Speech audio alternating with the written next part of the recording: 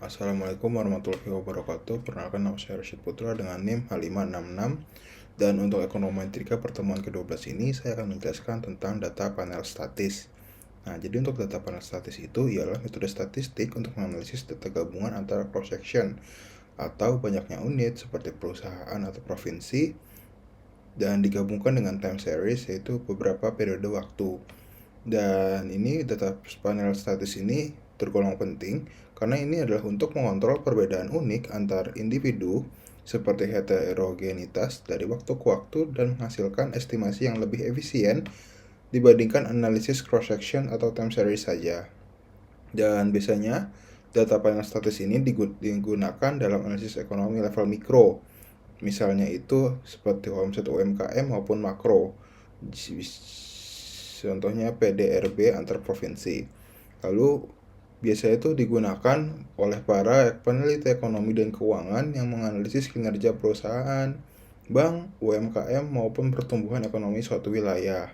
Dan ini digunakan ketika data yang dimiliki mengamati sekelompok unit yang sama selama periode waktu tertentu.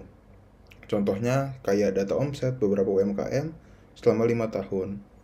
Nah, terus caranya itu dengan memilih model terbaik antara common effect, fixed effect, atau random effect menggunakan uji statistik seperti Chow, Hausman, dan juga Lagrange multiplier. Nah, kita sekarang lanjut aja ke RStudio-nya. Nah, untuk di RStudio ini saya udah input. Jadi yang pertama itu ada package, saya pakai PLM sama LMTest. Nah, jadi untuk step yang pertama kita bakal input data. Nah, untuk di sini saya bakal pakai dataset yang built-in yang dari package PLM, dan itu bakal ada di ini data product dan package yang PLM. Oke, ini dia. Ini kayak negara bagian di US, jadi ada tahunnya, terus ada negara bagiannya juga, ada capital dan segala macamnya. Nah, lalu kita bakal convert data frame-nya into panel data. Nah, ini kita bakal pakai state sama year. Oke. Nah, ini udah sampai ke data panelnya. Terus yang step kedua itu kita bakal model selections. Nah, untuk model selections ini karena kita pakai data panel statis. Nah, jadi kita bakal pakai gross state product, GSP, lalu kita bandingkan juga dengan private capital, public capital, sama employment. Jadi untuk formula dari regressionsnya ada GSP, PSEP, PC, dan juga IMP. Dan lalu kita masuk ke uji yang pertama, yaitu adalah uji Chow. Tujuannya itu adalah memilih antara model common effect dan fixed effect. Nah, kalau H0 itu OLS, dan juga kalau H1 itu fixed effect model is better. Jadi kita pull model dulu. Kita ke FEM model.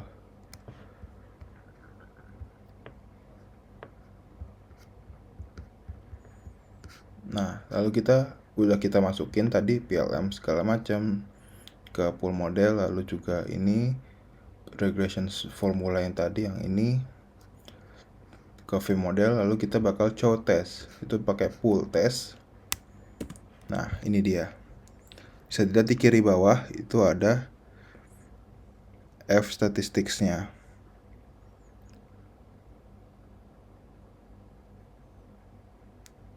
Cuman kalau ini kita lihat ada p-value-nya itu NA. Nah, sebenarnya kalau NA ini terjadi sering di R. Jadi bisa kita anggap uji Chow kali ini tidak bisa memberikan jawaban. Jadi kita bakal lanjut ke uji Hausman.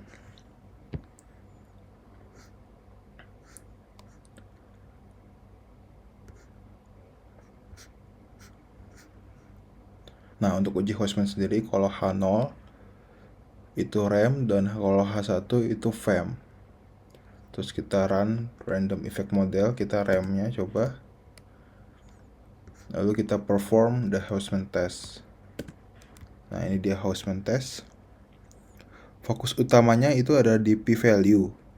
Nah, di sini p-value-nya itu 0,05039. Nah, di sini tuh cara mainnya, jika p-value-nya di bawah 0,05, kita pilih fixed effect. Karena nilai ini ada di perbatasan, kita anggap ini bukti yang cukup kuat untuk menolak hipotesis 0. Yang ini. Jadi keputusan kita condong ke fixed effect model, itu kita pilih FEM. Lalu selanjutnya kita bakal uji Lagrange multiplier atau uji LM Birch-Pagan. Nah, ini tuh sebenarnya tesnya dilakukan jika uji Hausman testnya itu RAM. Tapi karena skenario ini kita FEM, jadi ini cuma untuk demonstrasi doang. Nah, ini dia. Di sini tuh kita bakal lihat di p-value-nya lagi. Ini kecil banget. Minus 16. Yang artinya itu hampir 0. Ini dengan sangat tegas menolak model common effect. Jadi dari 3 tes ini, karena satunya tadi gagal, kita ada 2 tes. Nah, 2 tesnya ini kita bisa ada output, yaitu adalah FEM atau Fixed Effect Model. Nah, ini kita lanjut ke step 6. Kita bakal choose modelnya yang FEM. Final model, FEM, dan summary. Nah, kita lihat R-square-nya itu 0,95841.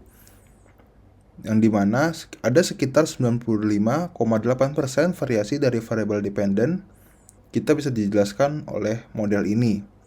Lalu untuk F statistik punya p-value yang sangat kecil.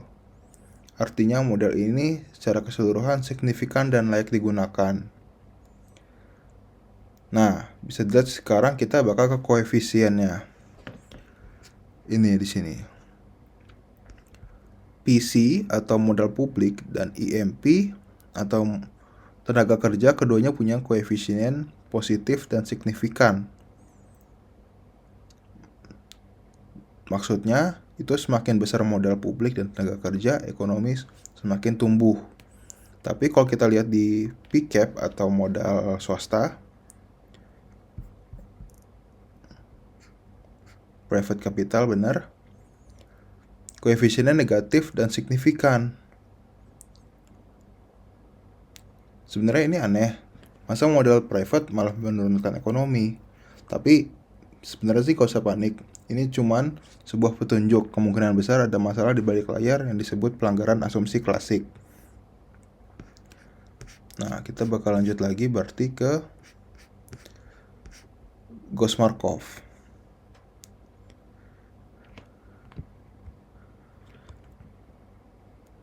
Yang pertama dari Gauss-Markov itu bakal ada multi-call test.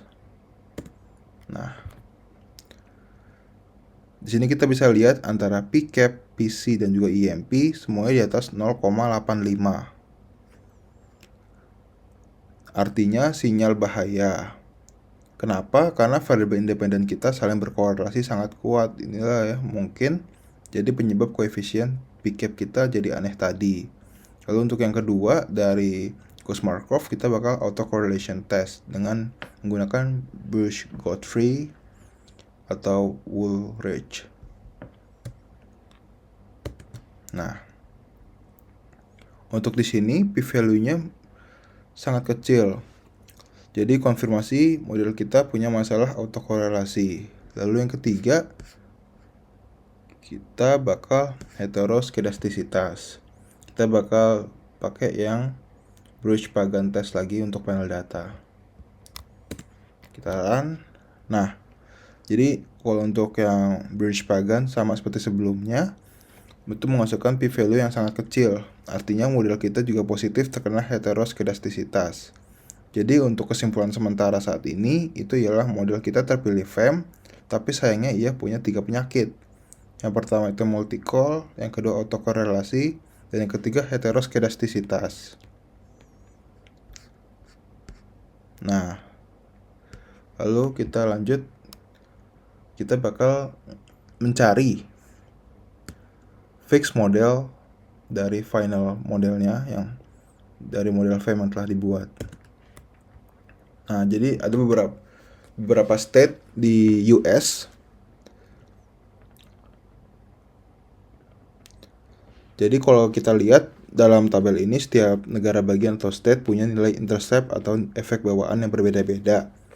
Jadi ini adalah karakteristik unik mereka yang tidak berubah seiring waktunya.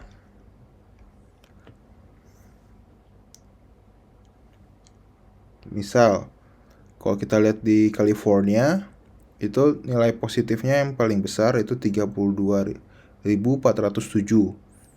Yang dimana artinya ini California punya keunggulan kompetitif bawaan yang mendorong ekonominya. Lalu misalkan kalau kita lihat di Pennsylvania, itu ada minus 22.000 yang menunjukkan ada faktor unik yang mungkin menahan laju ekonominya. Perbedaan nilai yang sangat beragam inilah yang membuktikan bahwa keputusan kita memilih FEM sudah sangat tepat. Nah, jadi apa sih kesimpulannya? Kesimpulannya itu adalah kita telah berhasil melakukan analisis data panel dari awal sampai akhir. Kita memilih fixed effect model atau FEM sebagai model terbaik. Namun kita juga menemukan bahwa model kita tidak lolos uji asumsi klasik. Terus untuk langkah selanjutnya, itu bisa kita perbaiki modelnya, biasanya dengan menggunakan robust standard error untuk mengatasi autokorelasi dan heteroskedastisitas. Mungkin sekian dari saya. Wassalamualaikum warahmatullahi wabarakatuh.